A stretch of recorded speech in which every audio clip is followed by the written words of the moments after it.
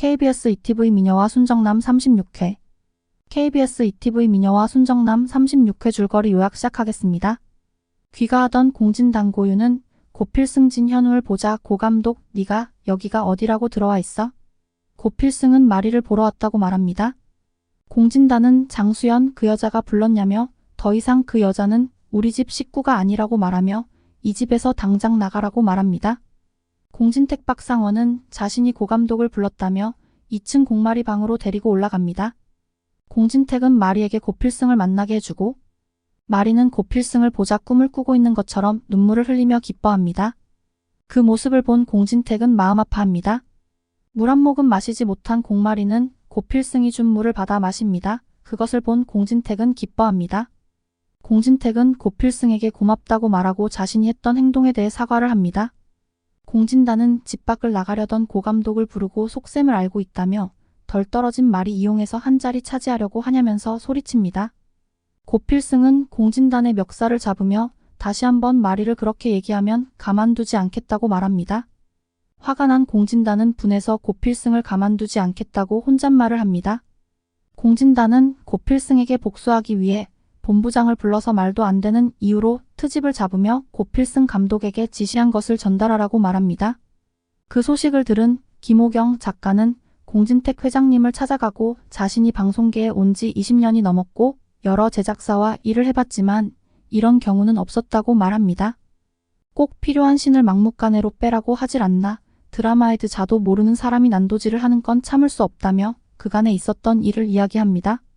공진택 회장은 잘 알아보고 처리한다고 말하고 화가 나서 공진단을 부르고 공진단을 고고엔터에서 빠지게 합니다. 고고엔터 직원들은 공진단의 해임 소식을 듣고 기뻐합니다.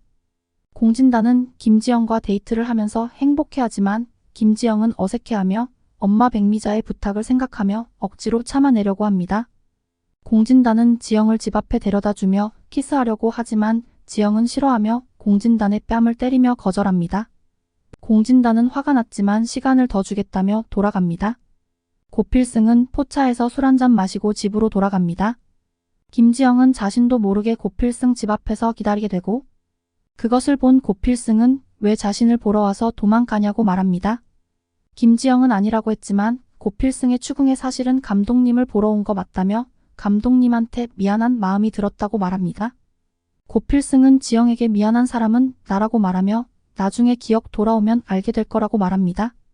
고필승은 공진단 대표 만나지 말라고 말하고 그 사람 지영씨한테 좋은 사람 아니라고 말합니다.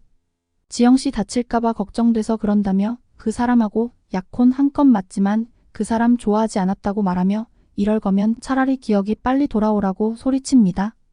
오빠 박도식은 김지영을 만나 지영에게 공대표 좋아서 만나는 거냐고 물어보고 지영은 대답을 하지 못합니다. 지영은 공대표와 약혼했을 때 자신이 공대표를 좋아했었냐고 물어보고 박도식은 좋았으니까 만났을 거라고 말합니다. 하지만 좋아하지 않으면서 억지로 만나지 말라고 조언합니다. 고필승은 가족들과 함께 드라마를 보고 다들 재밌다고 기뻐하고 지영의 연기를 보며 독하게 잘한다며 칭찬을 합니다. 공진단의 엄마 홍혜교는 새벽에 집에 들어오다 공대숙을 만나게 되고 절에 다녀왔다며 거짓말을 하게 됩니다. 고연철의 문간방에 살고 있는 진상구가 중학교 후배임을 알게 됩니다. 김도식은 고명동을 만나 냉면을 먹게 되고 명동은 영화를 보러 가자고 했으나 도식은 일이 있다며 거절합니다. 이상함을 감지하고 김도식을 따라갔다가 김지영과 함께 있는 모습을 목격하고 두 사람 사이를 오해하게 됩니다. 고필승이 가족들과 고 회장의 제안을 의논하는 자리를 마련하게 됩니다. 고필승의 드라마가 방송됐고 대박 시청률이 터지며 그룹 이미지까지 좋아지자 공진택이 고필승을 다시 봤다며 이사회에서는 고필승을 새로운 고고엔터 대표로 만들자고 합니다.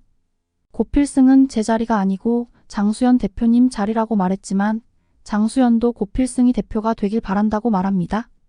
공진단은 형 왜 저래? 어떻게 형수의 숨겨놓은 아들을 그 자리에 앉힐 수가 있어? 아무리 이해하려 해봐도 이해가 안 된다며 분노했고 홍혜교는 아들 공진단을 이복형 공진택의 양자로 들여 그룹 후계자 3을 절차를 서둘렀습니다.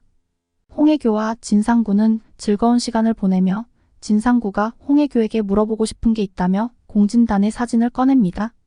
진상구는 자신의 아버지 젊을 때 모습과 닮아 기분이 너무 이상했다며 우리 마지막으로 이별 여행 갔었고 혹시 자신의 아들이 아니냐며 의심했고 그 말을 듣게 된 공진단이 경악했습니다. 박도라는 자신이 고필승에게 오빠 20억 없으면 입 닥치고 가라고 성낸 일을 기억하게 되고 이제 다 알았다며 혼잣말을 합니다. 고필승이 찾아와 지영씨 라고 이름을 부르자 김지영이 오빠라고 답하며 박도라로 돌아왔음을 암시했습니다. 37회가 어떻게 진행이 될지 정말 궁금해집니다. 37회는 2024년 7월 27일부터 올림픽 중계로 결방됩니다. 2주간 결방이 되는데 시청자분들도 참고하시면 좋겠습니다.